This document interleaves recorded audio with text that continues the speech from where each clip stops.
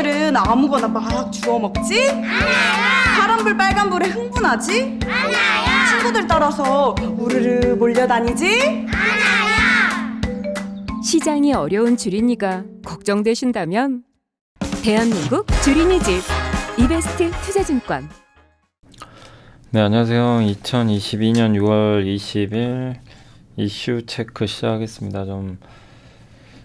이게 정말 끝없는 하락이네요. 이게 어디까지 떨어질지 참 모르는 상황이고, 오늘 하락한 이유도 딱히 뭐라고 말씀드리기가 되게 어렵습니다. 이게 딱 단정지어서 오늘 뭐 나스닥 선물이 안 좋았습니다, 아시아가 급락했습니다, 이게 아니고, 오히려 나스닥 선물은 올라가요. 그리고 미국도 반등을 했고, 유가는 급락했고, 사실은 올라야 정상이죠. 중국도 반등했거든요. 근데 한국은 급락을 했습니다. 뭐 급락 정도가 아니라 그냥 별 이유도 없이 폭락하는 그런 모습이 나왔고, 그 이후로 이제 거론되는 게 북한 풍계리 핵실험 얘기가 또 나오기도 했고, 또 거기에 또 하나 있는 게 뭐냐면, 그 엔트그룹이, 그 알리바바에 이제 엔트그룹이 있거든요. 엔트파이낸셜이라고. 시총이 꽤 클 것 같아요.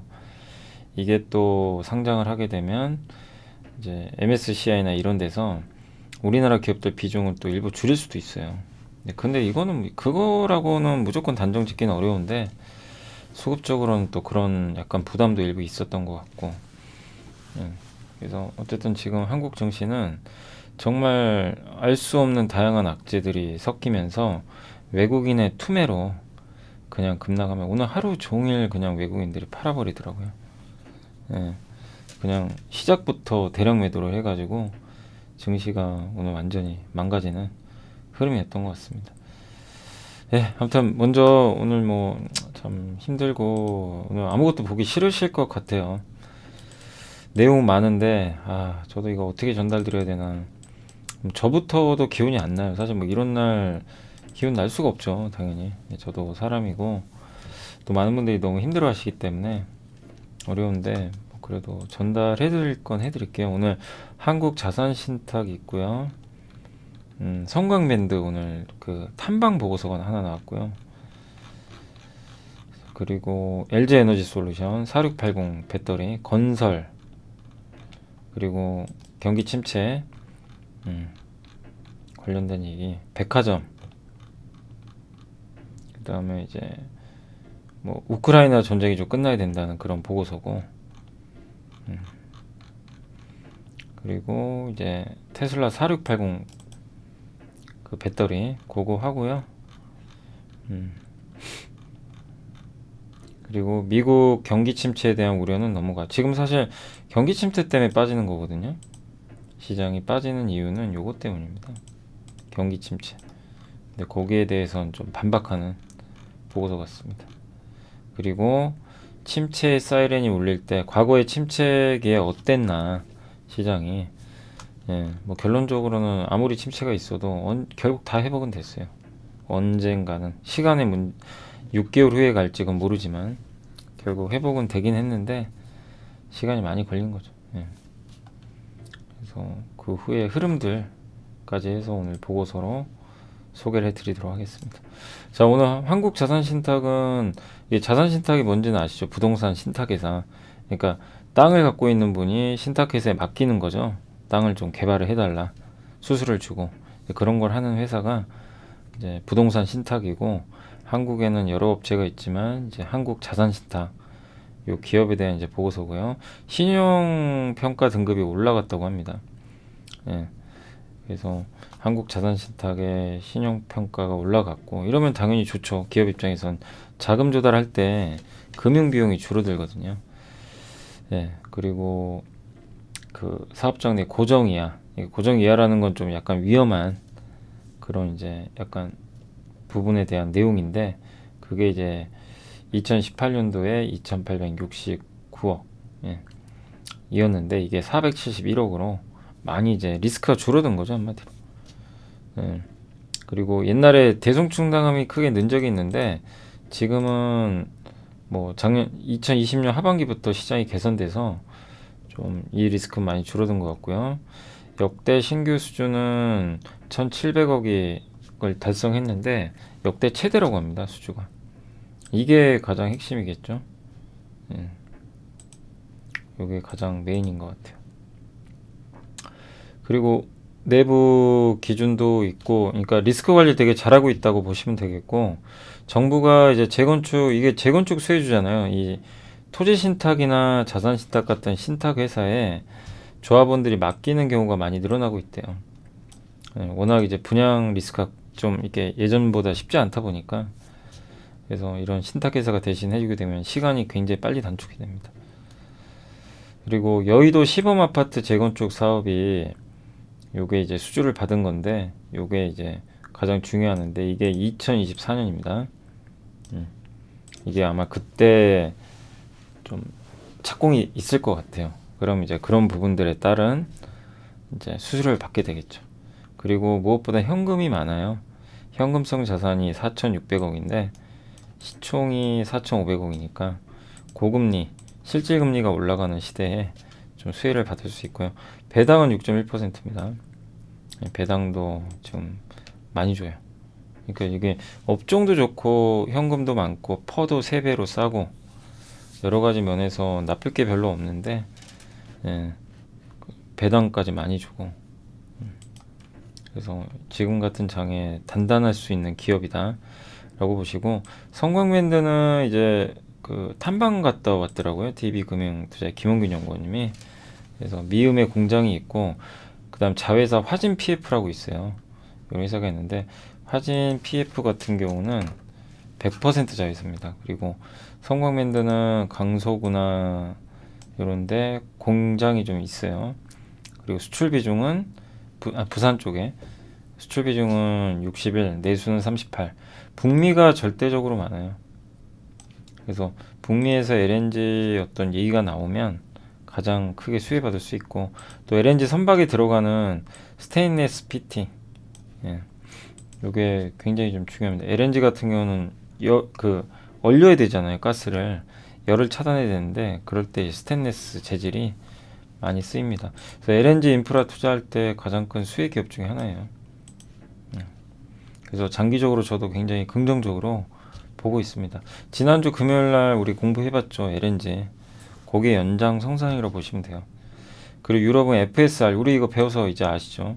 바다에 있는 LNG 선을 이제 LNG 선을 개조해서 만든 거고, LNG를 기체로 바꿔야 될 거 아니에요. 천연가스로 납품을 할 때 그 기화해주는, 기체로 바꿔주는 역할을 하는 거라고 보시면 좋겠습니다.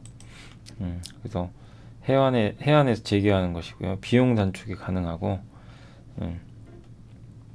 그리고 이런 것들을 다 하려면 LNG 수출 터미널, FSRU 다 만들려면 피팅이 들어간다고 합니다. LNG 선박까지. 이해산 피팅, 관이음새 회사예요. 그래서 의미가 있고, 이게 분기별 수주입니다. 이렇게 많이 늘어났고요. 이게 자회사 하신 PF, 이해산 소형 피팅 있죠. 아주 작은 거. 그거 만드는 회사예요. 그리고 미국의 월 평균 이제 LNG 수출 비교인데, 여기가 EU랑 영국이 제일 많죠. 그리고 EU 영국에서 LNG 수입을 하는 비중은 미국이 압도적으로 많아요. 그리고 미국의 LNG 수출에서 제일 많은 비중을 차지하는 게 아시아, 유럽. 근데 이게 바뀌었어요. 아시아 물량의 많은 부분이 유럽 쪽으로 많이 바뀌어갔습니다. 확실히 미국도 유럽 쪽 비중을 늘리고 있다. 그리고 LNG 수출 및 수입 움직임이고, 여기 FSRU, 여기 독일이 가져갔고, 핀란드도 있고요, 그리스도 있고, 카타르, 미국, 요런 이제 수출입 움직임들이 있습니다. 그리고 현재 이제 미국 내에서 현재 운영 중인 LNG 수출 터미널과 승인 허가이 제한된 LNG 터미널인데, 이게 이제 미국에 여기 LNG 터미널 통해서 배로 실어서 가거든요. 그래서 이 파란색 선이 이미 운영 중인 거고, 이 주황색 선이 허가된 거고, 그 다음에 녹색 선은 아직은 제한 단계인 엘래스카에도 있어요. 그런 상황이고, 러시아 우크라이나 전쟁 발발 이후에 이제 여러 유럽 국가들이 이렇게 LNG 수입 터미널을 발표를 많이 했어요. 러시아로부터 못 받으니까.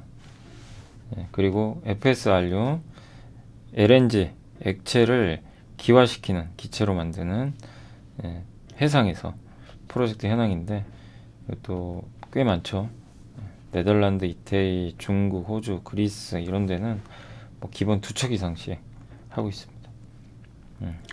그래서 총 50척 에 달하는 프로젝트 수가 있고요. 그래서 계속 이어지겠죠, 이런 수주권들이. 그래서 우리나라 조선주들한테 이건 좋은 거예요. 그러니까 성광매는 조선 기자재이면서도 육상 쪽도 하거든요. 그래서 긍정적인 흐름이 예상이 됩니다. 자, 그리고 이제 원통형 투자 관련해가지고 이제 LG 에너지 솔루션이 이제 동그란 배터리죠. 근데 큰 거. 우리 이제 지난주에도 한번 공부해봤고, 요게 이제 아마 파나소닉보다 먼저 나올 것으로 아마 이제 알려져 있고, 그 다음에 기존 대비해선 수익성도 많이 늘어날 것 같고요. 원가 절감도 가능할 걸로 좀 보여집니다. 근데 아직까지 LG엔솔에서는 여기에 뭐 건식 전극 공정이라든가 좀 말리는 거죠. 이렇게 휘발성 용매를 이제 없애는 그런 부분들이 도입되냐인데 아직은 그런 것까지는 아닌 것 같고, 건식 전극 전공 도입은 이거는 이제 테슬라가 자체적으로 하는 거고, LG는 아직까지는 여기에는 나와 있지는 않은 것 같아요. 근데 이 건식 전극 공정이 되게 어려워요. 어려운데 이거가 되면 이게 배터리 그 제조 공정 비용이 확 줍니다. 굉장히 혁신적인데 그만큼 만들기 어려운 거죠. 그래서 아마 그건 좀 살펴봐야 되겠고, 양극재는 NCMA 배터리, 이게 LNF랑 LG화학이 하는 거거든요. 그래서 여기는 LG화학, LNF가 이걸 담당할 것 같다. 그 LG화학 주가에도 사실은 이런 이제 배터리 투자, 자회사의 투자는 긍정적이다 라고 보시면 되겠고, 건설은 유난히 잔인했죠. 잔인한 3개월이고 정말 연초에 여러 가지 이벤트로 올라갔다가 그냥 다 두들겨 맞아버렸어요.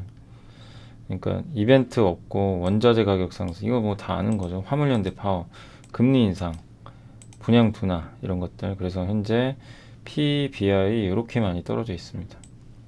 그냥 역대급 또 저평가 상태로 가버렸어요. 다시 원위치. 그래서 여기서 이제 그 IR을 했나 봐요. 했는데 건설사들의 생각은 현재 수준은 강하다. 아직 괜찮다. 미분양도 아직은. 근데 저거는 바뀔 수도 있어요, 나중에. 그렇지만 현재까지는 이렇게 뭐 우려할 단계는 아니다. 그런 내용이고, 그다음 공급망 이슈도 있지만 어쨌든 빠르게 진행률도 회복이 되고 있다고 하고 있고요. 그리고 지금 이제 내일로 알고 있어요. 내일 분상제 있죠. 분양가 상한제가 이제 개편안이 발표될 것 같아요. 그게 어떻게 나올지 좀 지켜보시고, 그리고 요거는 하나의 이제 스토리텔링이죠.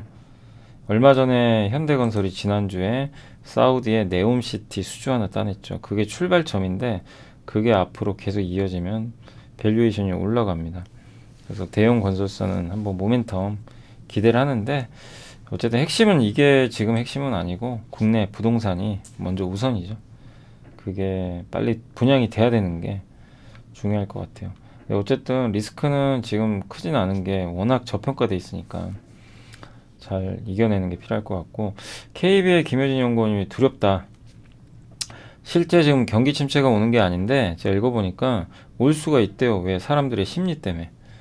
그래서 내러티브 경제학에는 경기 침체와 공포의 부정적인 전망이 자꾸 주식시장도 안 좋다 그러면요, 진짜 계속 안 좋아지기도 하고, 경제도 마찬가지인 것 같아요.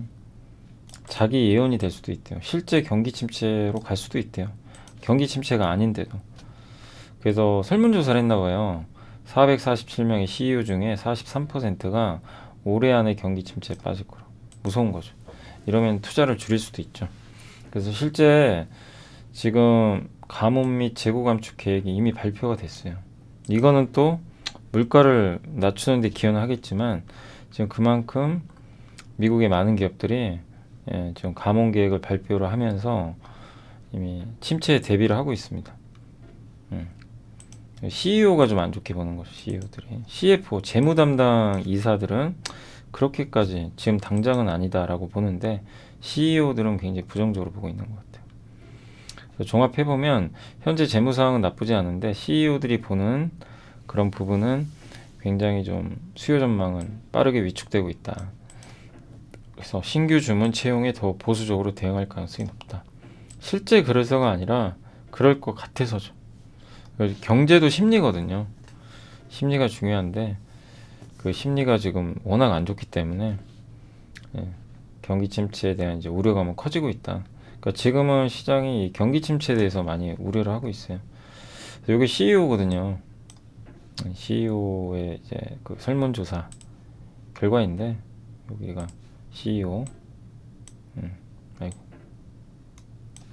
여기 이제 CEO라고 좀 보시면 좋을 것 같고요. 그래서 저기에 대해서 이제 좀 언급을 한 거죠. 예.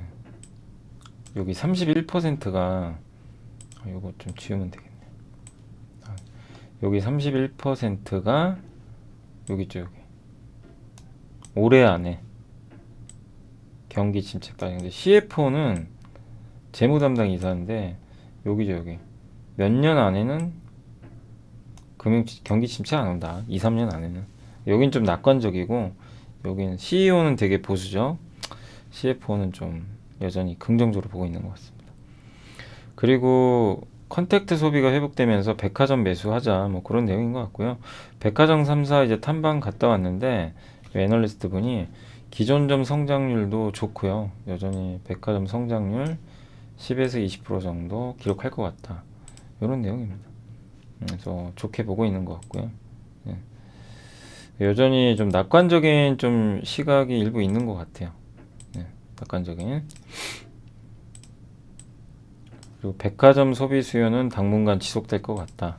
아직 쉽게 안 꺾인다. 그런 내용이고 재택근무 종료 후에 뭐 외부 활동이라든가 이런 걸 갈 거 아니에요. 그래서 이제 특히 의류, 고마진의 의류 판매가 잘 되고 있고 롯데백화점의 매출 회복이 가장 빠를 것 같아요. 왜냐하면 롯데백화점은 좀 작은 백화점들이 많아서 회복이 좀 빠를 것 같고요. 또 롯데쇼핑도 리뉴얼을 했거든요. 그래서 미드싱글 한 5에서 6% 정도의 성장은 나올 것 같다. 이런 내용입니다. 그리고 롯데마트, 이마트도 점포 구조정은 마무리하고 있고 예, 그런 내용이고 신세계와 현대백화점의 면세점 사업은 좀 여전히 부진합니다. 쉽지 않죠. 지금 뭐 해외여행을 당장 갈 수 없다 보니까 언젠가는 좋아지겠죠. 예, 그래서 3분기부터 회복세 면세점 쪽은 그런 내용입니다. 백화점 3사 탐방 결과 백화점 매출은 예상보다 긍정적인 것 같아요. 백화점 쪽은 탐방 결과입니다. 이건 애널리스트 분들이. 그래서 고마진 상품 비중 확대와 긍정적인 매출이 예상된다. 예, 그래서 백화점에 대해서는 긍정적인데 지금 주가는 안 좋죠. 뭐 시장이 너무 안 좋다 보니까 뭐 이런 그러니까 좀 백화점주들도 실적 좋고 한데 뭐 전혀 시장에서는 인정을 안 하는 그런 분위기인 것 같습니다. 자, 그리고 이제 자이언트 스텝보다 우크라이나 출구 전략이 더 중요하다, 필요하다. 그러니까 하이투자증권에 나온 보고서고요. 미국은 지금 물가 통제가 쉽지 않은 상황이고 올해 정책 금리를 3.4%까지 아마 인상을 하겠죠. 그리고 물가 상승 압력은 3분기에 정점 보일 것 같다. 그러면 증시는 나쁠 게 없죠. 꺾이는 거니까. 그 이유는 미국과 중국의 생산자 물가가 이미 정점을 통과하고 있대요. 선행하거든요. 생산자 물가 지수가. 그리고 공급망 차질도 완화되고 있고 좋은 건 있는데 반영은 안 돼요. 시장이. 그리고 주택 시장 관련 지표들은 좀 둔화되고 있고 이런 것도 물가에 긍정적이죠. 그리고 가계 자산이 굉장히 건전해요. 지금. 실제. 예. 그래서 부채도 많지 않고 그래서 금융위기가 올 가능성도 높지는 않습니다. 근데 물가 상승세가 이제 계속 이어지는데 연준이 통제할 수 없는 이 물가 상승 요인이 좀 부담이죠. 근데 이거를 해결하는 방법은 우크라이나 사태가 끝나야 된다. 특히 글로벌 경제에 이게 영향을 그러니까 사실 올해 전쟁이 안 났어야 돼요. 전쟁이 안 났어야 되는데 엎친 데 덮친 격이 생겨버린 거죠. 설마 했는데 그게 아직까지 영향을 주는 거죠. 그래서 물가 압력의 해소의 가장 중요한 키는 그러니까 자이언트 스텝, 그러니까 물론 연준이 금리 올려서 좀 기대 인플레를 그러죠. 사람들의 심리를 인플레가 앞으로 일어날 거야. 이거를 차단하는 거거든요. 이게 금리를 세게 올리면 위축돼요. 사람들의 그 경제에 대한 심리, 소비 심리가 위축돼서 물가 상승이 좀 낮아집니다. 실제로. 그게 중요해요. 왜냐면 아까 경제는 심리라 그랬잖아요. 그게 중요한데 그것만 가지고는 안 된다는 거죠. 결국 이게 끝나야 된다. 우크라이나. 근데 뭐 해결 기미가 안 보입니다. 사실 언제 그 전쟁이 끝날지 알기 어려운 것 같아요. 그게 좀 어렵고, 그리고 중국은 경기 부양 기대감에 주가는 반등하고 있는데 추세적 상승은 좀 쉽지 않을 것 같다. 그런 내용인 것 같아요. 물론 중국도 아직 추세 상승은 어렵죠. 근데 적어도 좀 아쉬운 게 중국은 반등하는데 한국은 전혀 반등을 못하고 있는 게 좀 답답한 점입니다. 그래서 3분기에 그러니까 좀 결국 분수령이 될 것 같다. 그런 내용입니다. 그리고 요게 이제 캡처했던 건데 연준이 통제할 수 있는 거랑 할 수 없는 거예요. 그걸 나타내는 거고, 유동성발 물가 압력 이건 통제할 수 있죠. 뭐 금리 인상하면 되니까. 자산 가격 올라서 그렇다 막고 있잖아요. 그래서 못 오르게. 수요 견인발, 그러니까 사람들이 심리가 좋아서 막 소비가 늘어나는 거, 이거는 금리 올리면 다 해결할 수 있는 문제들입니다. 실제 효과가 나오고 있고, 단 이거는 못해요. 팬데믹발 공급망 차질, 이거 어떡합니까? 연준이 할 수 없죠. 이상기후, 전쟁, 푸틴플레이션, 우크라이나 전쟁, 신냉정 분위기, 인구 구조 및 이민 정책 변화, 이건 어떻게 할 수 없어요. 그래서 연준이 타겟으로 하는 거는 이쪽이에요. 서비스랑 재화, 이 두 개는 연준이 정책으로 누르겠다는 겁니다. 실제. 근데 이 위에 있는 에너지 있죠. 에너지랑 식료품은 연준이 할 수 없는 거예요. 그래서 요거라도 눌러서 막겠다는 게 연준의 심리고, 이렇게라도 해서 기대 인플레를 낮추게 되면 유가에도 영향을 줘요, 나중에. 그걸 노리는 겁니다. 근데 이 통제 밖에 있는 인플레이션이 이 중에 하나라도 완화가 되면 좋은데, 가장 큰 거는 중요한 건 요거 같아요. 전쟁. 요게 끝나는 게. 그리고 미국이 지금 안 좋다 하지만 주식시장은 그래도 그 자산은 건전성은 있어요. 그래서 그런 측면에서 요게 가계의 순자산이거든요. 순자산이 늘어나는 건 좋은 거죠. 순자산이 뭐죠? 자본에서 부채 뺀 거잖아요. 그죠? 자본에서 부채. 예. 그러니까 전체 자산에서 부채를 제외한 거죠. 그러니까 부채를 뺀, 그러니까 내가 10억을 갖고 있는데 내가 순자산이 5억이란 얘기는 부채랑 자본이랑 내 돈 5억, 부채 5억이죠. 그거죠. 근데 내가 순자산이 7억이 됐어요. 그럼 부채가 줄고 내 자본이 늘어났다는 거죠. 그러니까 순자산이 는다는 건 부채가 줄었다는 얘기입니다. 근데 실제 보면 이게 가계 순자산이거든요. 올라간 거 보이시죠? 이건 좋아요. 그리고 이 주황색 선이 가계 부채입니다. 부채는 줄었잖아요, 실제. 보이시죠? 근데 이때 2008년도 금융위기 때는 2008년, 7년도 이때는요, 부채 여기 가계부채 오르는 거 보시죠. 미국에 어마어마하게 올랐어요. 그러면서 무너져서 순자산은 꺾였죠. 그러니까 순자산은 떨어지는데 부채가 올랐다는 건 부채가 엄청 늘어났다는 얘기예요. 그래서 부채 충격으로 한번 폭락. 그게 소비 충격까지 갔어요. 실제 주황색 선이 민간 소비거든요. 소비가 같이 무너져 버렸죠. 그 미국이 여기서 금리, 그러니까 무슨 얘기 하고 싶냐면, 여기서 미국이 그 전에 금리를 올릴 때 부채 충격을 가중시켜 가지고 이게 부채가 충격을 받고 미국의 소비가 줄어들었다. 그 내용입니다. 근데 지금은 그때랑 비교하기 어려운 게, 금리는 올리는데 민간 소비 물론 줄어요. 민간 소비는 주는데 가계 순자산은 오히려 늘었기 때문에, 그러니까 흔히 말하는 금융위기가 올 가능성은 거의 없어요. 지금 그때랑은 부채가 굉장히 낮기 때문에. 그런 의미의 좀 해석이라고 보시면 되겠습니다. 그래서 안 좋다는 게 아니라 위기급은 아니다, 그런 내용이고. 그리고 한국 경제가 참 어렵습니다. 고유가, 에너지 의존도 높고, 나스닥 급락, 반도체 의존도 두 가지, 중국 경기 경착륙, 이 세 가지죠. 이 세 개가 같이 지금 맞물려 있어요. 그러다 보니까 지금 한국 증시가 안 좋은 거죠. 그러니까 중국, 반도체, 고유가, 이 세 가지가 발목을 좀 잡고 있다. 근데 이게 당장 해결될 건 아니고, 결국엔 좀 우크라이나 전쟁 리스크가 좀 해소되는 게 일단 필요할 것 같고요. 그다음 요거는 뭐냐면은 이제 그 흥국증권의 보고서입니다. 아서 번스라는 이제 옛날에 연준장 하시던 분인데, 그때 70년대에 그 흔적을 지우고자 하는 파월인데, 파월이 그러니까 이번에 FMC에서도 한번 언급을 했어요. 이게 보면 지금 기대 인플레이션이잖아요. 이게 1년짜리. 요거 회색 선은 3년. 지금 연준이 걱정하는 거는 1년짜리 기대 인플레입니다. 지금 당장이 중요하거든요. 장기 인플레가 중요한 게 아니라 요걸 막아야 돼요. 근데 단기 인플레가 이렇게 급등을 하니까 자이언트 스텝 달려버린 거예요. 이 기대 인플레가 꺾여야 됩니다.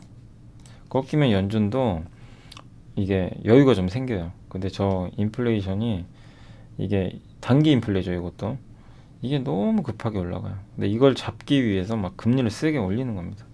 그러니 후유증이 생기고 경기 침체로 갈 수 있는 이제 우려감도 생기는 거죠. 그러니까 이 기대 인플레가 꺾여야 돼요. 이게 뉴욕 연윤의 단기 기대 인플레가 언제 꺾일지 그걸 한번 좀 봐야 될 것 같아요. 예. 연준 의장도 저거 본다고 했기 때문에 아직 높죠. 예. 그래서 지금 추세 상승은 어렵고 시간이 좀 걸리는 겁니다. 다만 지금의 하락은 좀 너무 과도하긴 한데 일단 그렇고요. 그 다음에 4680 시대의 서막 이런 내용의 보고서고 아까 잠깐 LG엔솔 근데 테슬라가 기가 텍사스에서 4680 탑재를 공식 선언을 했고요. 일단 부피가 5배 커졌고 원가가 이게 핵심이죠. 비용을 56%나 줄일 수 있대요. 진짜로 이게 되면. 근데 어려워요. 지금 아직 제대로 양산한 단계는 아닙니다. LG가 이거 투자했고요. 예, 공시했고 일본 파나소닉도 투자를 합니다. 그래서 LG 엔솔이 내년에 아마 하반기에 여기 나올 것 같아요. 삼성도 하려고는 하는데 삼성은 아직 구체적으로 언급을 안 해서 안 할 수도 있고요. 이거는 삼성은 그냥 추정밖에 못하고 중국은 이미 진출했습니다. 내후년에 양산할 것 같고 테슬라가 어쨌든 만약에 4680을 시생산하면서 이제 시험 생산이에요. 그러니까 대량 양산은 아닙니다. 그거는 어려워요. 그래서 이거를 이제 세 가지 정도 공정으로 나눌 수 있는데 그 중에서 가장 핵심은 요게 건식 공정이에요. 우리 한번 공부해봤죠 예전에. 그래서 양극이나 음극재를 전극에다가 양극 재료랑 음극 재료를 옮겨서 섞어줘야 돼요. 그래서 그거를 접착제로 딱 붙여가지고 양극 음극을 만드는 건데 그럴 때 그 재료를 섞을 때 용매 중에 하나 솔벤트란 용매가 있어요. 요 화학 용매를 딱 해가지고 이게 습식입니다. 물처럼 된 거죠. 그런 다음에 요 솔벤트를 휘발시켜줘야 돼요. 솔벤트를 빼줘야 됩니다. 드라이 챔버 말리는 거죠. 이게 시간이 엄청 오래 걸려요. 습식 공정의 단점이 전력 소모가 많아요. 근데 지금은 이 공정을 해요. 왜냐 건식 전공이 불가능하기 때문에. 건식은 제조 비용을 18% 낮출 수 있어요. 그러니까 이제 테슬라 일론 머스크가 이거 해봐라. 건식으로 가자.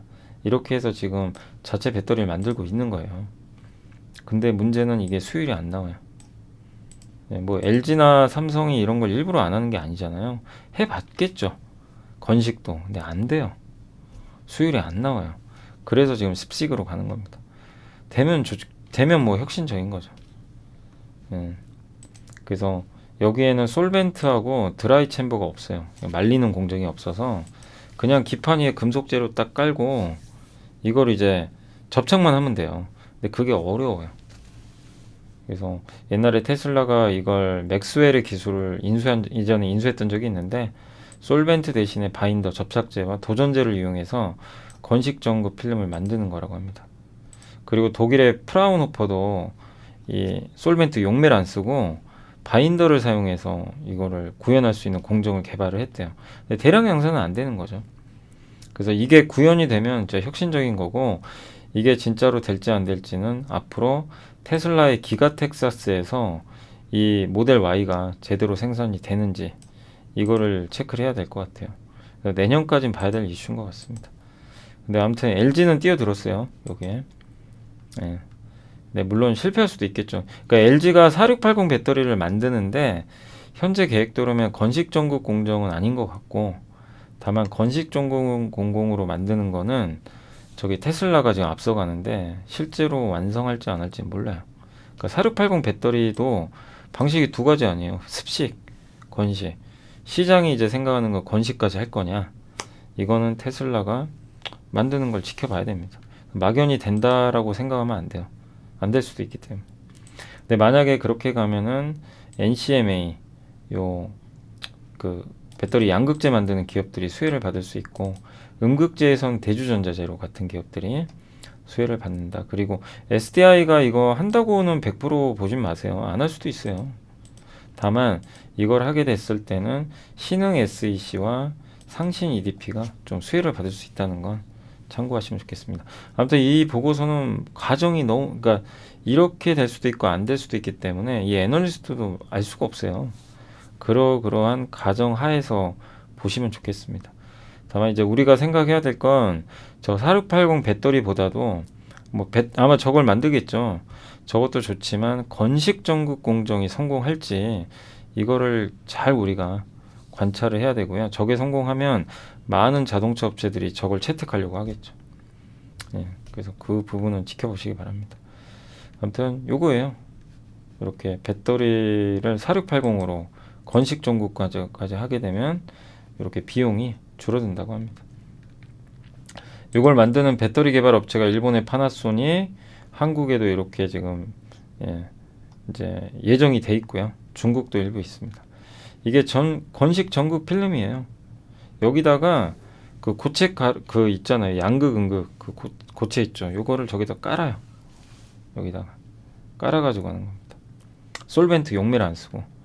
이게 프라운호퍼라는 이제 회사가 만든 건데 여기 필름, 저 필름에다가 그러니까 저거를 해서 양극, 음극을 만들게 되면 뭐가 좋냐면 안 말려도 돼요. 그 습식, 그 용매를 휘발시켜서 말려야 되거든요. 날아가게 만들어야 되는데 그 과정이 필요가 없어서 근데 어렵다는 거죠. 쉽진 않다 당장은. 그 미국 경기 침체에 대한 우려는 과하다. 미국의 경제 성장률 전망치가 하향 조정됐고 아마 4분기에 역성장할 것 같고요. 다만 미국 주택 재고가 낮아서 침체 가능성은 높지 않다. 그러니까 이 김성노 연구원님은 침체까지는 보지는 않고 있고 이게 미국의 주택 재고가 회색입니다. 낮죠. 그리고 주택 가격 지수는 올라갔고 그래서 아직은 주택에 대해서는 너무 우려할 자리는 아니고 그 다음에 가계부채, 정부 부채, 기업 부채가 감소하고 있대요.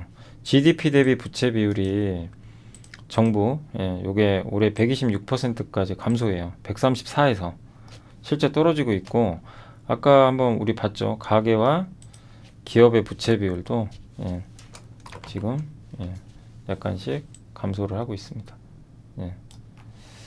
좀 그런 내용이에요. 그리고 미국 가계의 순자산은 요게 순자산이 2년 동안 38.6조 달러나 증가를 했어요. 순자산이죠. 그러니까 부채가 순자산의 증가는 부채보다 자본이 는 거예요. 각 가계가 대출 받은 것보다 실제 돈 벌어서 늘어난 게 크구나. 가계 부채가 늘었는데 부채 비율은 오히려 더 떨어졌습니다. 요게 미국의 2년 동안의 가계 순자산이에요. 이게 는 거는 좋은 거죠. 부채 비율이 이렇게 떨어졌어요. 그러니까 굉장히 미국은 탄탄한 거예요. 가계들이. 그러니까 그만큼 소비 여력이 있어요. 근데 지금 막연히 경기 침체 우려가 생긴 거죠. 근데 이게 지금의 물가 상승이나 이런 게 장기화되면 실제로 뭐 경기 침체 갈 수도 있습니다. 근데 그게 앞으로 무서운 거죠. 지금은 아니지만 그런 내용이라고 보시면 되겠고 주식 자산 비중은요. 자산 증가는 얼마 안 돼요. 12.7%밖에 안 돼요. 전체 금융자산 중에. 이마저도 지금 줄어가지고 6%대로 줄었다고 합니까? 미국 전체 가계 순자산에서 주식 비중은 6%밖에 안 돼요. 그렇게 높진 않다고 합니다. 그리고 우리 한국은 스태그플레이션 경기 침체를 반영을 해서 지금 8.3배 오늘 급락해서 더 떨어졌겠죠. 8배까지 떨어진 것 같고 PBR도 0.86배 극도의 저평가죠. 단 그래서 자율 반등은 나올 수 있는데 추세 상승을 위해서는 원자재 시장 불확실성 이게 똑같은 얘기죠. 아까 하이투자증권의 박상현 연구원님 이분도 원자재 시장 그러니까 전쟁이 좀 끝나줘야 된다는 얘기예요. 이 불확실성이 좀 해소되면 올라갈 수 있다는 거죠. 추세적으로. 근데 그게 쉽지 않죠 지금. 그래서 이게 전제 조건 요겁니다. 유가가 안정화돼야 된다는 거. 과거에도 물가가 안정화되니까 저런 경기 침체 상황에서도 증시가 올라갔어요. 실제. 그래서 원유 가격의 안정이 필요하다. 그러려면 지정학적 리스크. 이 두 분의 애널리스트가 공통적으로 요거를 좀 지적을 했다라고 보시면 좋겠습니다. 그러니까 이게 전쟁이 얼마나 큰 영향을 줬는지 알 수 있는 것 같고요. 자, 그리고 마지막으로 침체의 사이렌이 울릴 때 노동길 연구원입니다. 약세장이 어쨌든 이어지는데 실제 약세장 진입을 했고 S&P 500 지수가 23% 빠졌어요. 그래서 미국 S&P 500이 1950년 이후로 12번의 약세장이 있었는데 보통 이제 20% 이상 빠질 때 기준으로 해요. 고점 대비. 그래서 그 중에서 실제로 침체나 2년 내 침체가 있었던 기간은 9번이라고 합니다. 그러니까 실제로 침체로 간 경우가 많긴 많았어요. 그래서 고점 대비 20% 하락한 후에는 대체로 행보를 했는데 침체였던 구간에서는요 6개월. 그러니까 경기 침체가 실제로 오면요 회복하는 데 시간이 많이 걸려요. 근데 침체가 아닐 때는 1년 후에 23%가 급등했습니다. 그러니까 내년에 만약에 침체가 안 오면 시장은 빨리 회복될 수도 있죠. 그래서 하반기 지금은 침체 올 수도 있잖아요. 그래서 확실한 기업에 투자하자. 그런 내용입니다. 그래서 2차전지 소부장, 반도체 소부장, 중국이 좀 좋아지니까 중국 민감주, 리오프닝주 위주로 보자. 그런 내용인 것 같고 요게 실제 S&P 500의 고점 대비 낙폭이 요게 평균입니다. 이쪽에. 예. 그래서 2020년에는 33%, 2007년 평균이 여기 29.8%예요. 예. S&P 500 고점 대비 낙폭이 그렇게 좀 돼 있습니다. 지금 23% 정도 빠졌거든요. 그러니까 지금은 고점 대비 낙폭은 좀 어느 정도 평균치에 조금씩 근접하고 있다. 이렇게 보시면 되겠고 이게 약세장 진입 이후의 수익률인데 약세장 진입 이후에 여기 노란색 선 있죠. 이게 침체 구간이에요. 확실히 못 가죠. 여기 침체. 예, 한참 후에가 한 6개월 후에 올라가요. 그리고 평균치는 좀 더 먼저 가고 그 다음에 평균 침체가 아니었을 땐 금방 갑니다. 이렇게 빨리 회복돼요. 1년 후에는 23%. 근데 어찌됐건 1년 후에는 이게 다 1년 후의 수치인데 약세장 진입 후에 1년 후에는 다 올라갔어요. 그죠? 어쨌든 침체가 와도 지금보단 주가가 올라갔어요. 그게 맞겠죠. 예. 다만 더 빠졌다 갈지 여기서 바로 갈지 이걸 몰라요. 그래서 어렵죠. 함부로 매수하기가 어려운 게 더 빠졌다 갈 수도 있거든요. 그러나 분명한 건 1년 후에는 다 침체가 실제 와도 시장은 반등을 했다. 다만 그 기간은 어쨌든 침체냐 아니냐에 따라서 확실히 다르긴 달랐다라는 그런 내용으로 생각하시면 좋겠습니다. 자, 아무튼 이제 그렇게 한번 말씀드렸고 오늘 시장은 외국인들이 정말 미친 듯이 팔았고요. 오늘 보시면 6,700억 너무하죠. 외국인이 코로나19 이후로 우리나라를 70조를 팔았고요. 오늘도 6천억. 장이 우리나라 경제가 좋을 때도 팔고 나빠도 팔았어요. 네, 그냥 환율이 떨어져도 팔고 올라도 팔았습니다. 그러니까 안 맞죠. 옛날처럼 뭐 안 좋아서 판다 이거보다도 그냥 파는 거죠. 계속. 근데 안 좋으니까 더 팔겠죠. 그리고 오늘 사료주만 올랐죠. 실제로는 통신주 좀 덜 빠졌고 그런 거 같고 나머지 다 안 좋습니다. 그냥 융단 폭격이고요. 코스닥은 오늘 거의 3% 이상 4% 폭락. 네, 로봇 관련주가 그동안 많이 올랐는데 뭐 로봇 관련주라고 별 수 있는 거 아니고요. 여행주 폭락. 네, 여행주는 지금 재무구조 리스크가 좀 일부 있죠. 영상 콘텐츠도 못 버티고요. 다 지금 네, 폭락하고 있습니다. 네, 못 버티고 영화 관련주, 카메라 모듈 뭐 할 것 없습니다. 모바일 게임, 오늘 철강주도 망가졌어요. 엔터주도 버텼는데 오늘 뭐 그래도 JYP, SM 하이브는 좀 버팁니다. 버티는데 다른 NFT 관련주가 폭락을 했고요.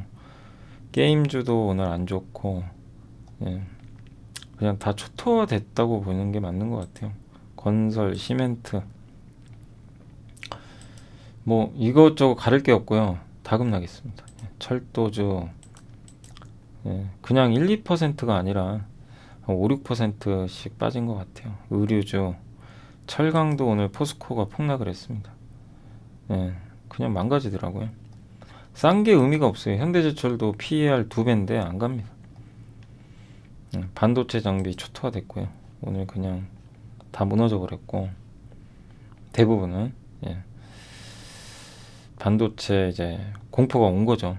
삼성전자부터 해가지고 광고, 메타버스, 농업주, 잘 나가던 농업주도 많이 빠졌고요. 골판지, 항공주, 뭐 나만 하질 않았습니다. 해운주도 빠졌고, 자율주행, 태양광, 예, 반도체, 갤럭시 부품주, 의료기기, 건설주, 예, 반도체 대표죠. 오늘 삼성전자, DB하이텍이 그렇게 잘 나갔었는데 그냥 안 돼요. 한순간에 오늘 폭락해버렸고요. 예, 그냥 공포입니다. 공포. 지금 오늘 시장은 반도체, 뭐 삼성전자, 하이닉스도 이제 역사적 저점까지 왔어요. 밸류에이션. 정말 뭐 말도 안 되는 주가인데 말이 지금 이게 현실이에요. PBR이 이렇게 낮아도요, 뭐 안 통합니다. 삼성전자 마찬가지고, 2차전지도 오늘 많이 빠지고요. 네, 오늘은 2차전지 일부 기업만 좀 올라갔고, 원준 그때 한번 말씀드렸죠. 원준은 꼭 좀 줄이셔라. 왜냐면 무중으로 갔기 때문에. 무중 테마 조심하셔야 돼요. 여러분 진짜 조심하세요. 무중 테마 절대 떨어가지 마세요. 오늘 뭐 CS 베어링이 아까 아침에 막 상한가 가더라고요. 무중으로 간 거예요. 무중으로. 예. 아무튼 상은 갔는데 조심은 하는 게 좋아요. 지금은 무상자는 그 쫓아가실 필요는 없습니다. 네, 보유자의 영역인 것 같아요. 그리고 지주사도 오늘 안 좋았고, 뭐 아이폰, 증권, 뭐 임플란트, 정유, 뭐 가릴 건 없습니다. 자동차, 예, 대표주 뭐 조선, 2차전지, 백화점, 예, 좀 덜 빠진 거죠. 이쪽이 좀 덜 빠진 거고, 시장은 그냥 망가졌다 라고 오늘은 보시는 게 맞는 것 같습니다. 그만큼 좀 최악의 좀 장 상황이 좀 펼쳐지는 것 같습니다. 지금. 그 정도로 되게 어렵네요. 근데 이거를 분위기를 바꿔줄 뭔가 구원 투수도 없고, 외국인은 너무 많이 파는데 삼성전자 망가지고 있는데 이걸 누군가 방어를 못하고 있다는 게 좀 답답하고요. 기관이 사고는 있어요. 근데 연기금 찔끔 사고 있고, 뭐 어떤 액션도 안 취하고요. 기관 투자들 이 금투는 좀 방어는 하고 있어요. 근데 역부족입니다. 외국인 매도가 지금 끝없이 나오고 있어서 분위기 반전이 좀 쉽진 않은 그런 상황이고, 선물까지 같이 팔잖아요. 근데 이거보다 더 답답한 건 오늘 왜 빠지는지 마땅한 이유가 없어요. 뭐 풍계리 핵실험도 있고, 예, 엔트그룹 뭐 상장 이슈도 있고, 반도체 뭐 주문 축소, 뭐 서버 주문 축소됐다, 뭐 이런 루머도 도는 것 같고, 별마저 흉흉한 루머가 다 도는 것 같습니다. 그래서 이렇게 빠졌는데, 진짜 저도 좀 너무 답답하네요. 뭐라고 말씀 못 드릴 것 같아요. 이런 장에서는. 예. 하여튼 뭐 버텨야 되겠지만 언제 회복이 될지는 누구도 자신 있게 말씀을 못 드리는 그런 좀 외국인 수급에 의한 악순환이 반복되는 그런 장세인 것 같습니다. 근데 그때도 말씀드렸지만 리밸런싱은 꼭 하시면 좋을 것 같고, 하실 수 있는 분들은 확실히 앞으로 수요가 성장하는, 네, 그런 산업 쪽으로 좀 리밸런싱을 하는 것도 하나의 방법인데, 지금 이런 급락장에서 누구도 쉽게 하긴 어려워요. 아무튼 예, 잘 이겨내 주시고, 저도 좀 어렵습니다. 지금 이제 시장 마감할 시간 다 돼가는데 전혀 반등이 안 나오네요. 예, 하여튼 기운들 내시고, 예. 오늘은 사실 누가 봐도 오르는 분위기였거든요. 나스닥 선물도 올라가고 있었고, 국제유가 급락했죠. 그 다음에 뭐 충분히 빠질 만큼 빠졌고, 나스닥 올랐고, 그래서 저는 사실 오늘은 좀 좋은 출발 보여줄 줄 알았는데 아니네요. 외국인들의 생각은 전혀 다른 것 같습니다. 그래서 지금은 시장이 뭐 어떤 이슈 때문에 오른다도 중요하겠지만 외국인이 바뀌어야 될 것 같아요. 외국인들이 달러, 달러가 좀 꺾이면서 외국인들이 좀 매도를 줄일 때 그때 한번 반등이 나올 것 같습니다. 그때까지는 조금 인내심 갖고 잘 견뎌내야 되겠습니다. 아무튼 요 원달러 환율이에요. 요게 꺾여야 돼요. 요게 예전처럼 이렇게 내려와 줘야 됩니다. 그때 외국인 샀잖아요, 이 구간. 그게 나올 때. 근데 아직은 여전히 높잖아요. 그래서 주식시장이 지금 아직은 쉽게 반등하기 어렵고 환율 보면서 좀 상황 파악해야 될 것 같아요. 일단 지금 잘 견뎌주시고 제가 드리고 싶은 말씀 뭐 이거밖에 없고요. 또 공부하실 분들 하시겠지만 지금 멘탈 관리가 더 중요한 것 같습니다. 일단 잘 이겨내 주시고 일단 저 내일 또 무거운 마음이에요. 사실 뭐 라이브를 또 내일 어떻게 하나 걱정도 많이 됩니다. 내일도 오전에 시장 이게 좋을 수가 없죠. 이런 분위기에서. 일단 내일 오전에 또 시장 보면서 한번 또 말씀을 드리겠습니다. 일단 오늘 고생하셨고 내일 뵐게요. 네, 또 오늘 너무 수고하셨습니다. 감사합니다. 민재야, 잘할 수 있지? 아무데나 기웃거리지 말고 늘 매사에 침착하고 빨간불 파란불에 흥분하지 말고. 걱정 마. 잘할 수 있다니까 진짜. 시작이 어려운 주린이가 걱정되신다면 대한민국 주린이집 이베스트 투자증권